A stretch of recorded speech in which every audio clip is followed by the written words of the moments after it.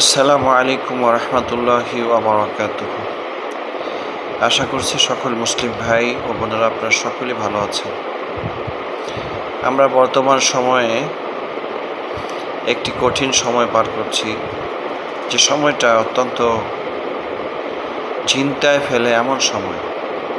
মানুষের নীতি নৈতিকতা, ইসলাম যা বলেছে সেই দিক নির্দেশনা না মানা, মানুষের কাছে ইসলামের হুকুম গুরুত্বপূর্ণ মনে না হওয়া, ইসলামকে হেয় প্রতিপন্ন করা, আল্লাহর বিধানকে সামনে না রাখা, মানুষ জীবন পরিচালনায় কোরআন এবং সুন্নাহকে এবং পরকালে যে আল্লাহর সামনে দাঁড়িয়ে জবাব দিতে হবে, পরকালীন যে বিভীষিকাময় এক ময়দানে দাঁড়িয়ে জীবনের সব কিছুর ব্যাপারে আমাদেরকে হিসাব দিতে হবে।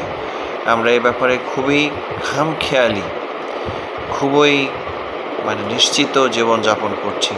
মনে হয় আমাদের মৃত্যুই হবে না। আসলে বিষয়টা এমন না।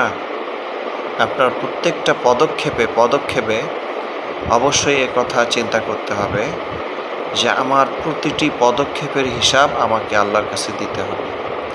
তাই আসুন আমরা সকলের জায়গা থেকে, সকলের অবস্থান থেকে আমরা আল্লাহর বিধানকে, আল্লাহর হুকুমকে সামনে রেখে নফসকে কন্ট্রোল করে চলার চেষ্টা করি। আল্লাহ পাক তৌফিক দান করুন। আল্লাহুম্মা আমিন। আসসালামু আলাইকুম ওয়া রাহমাতুল্লাহি ওয়া বারাকাতুহু।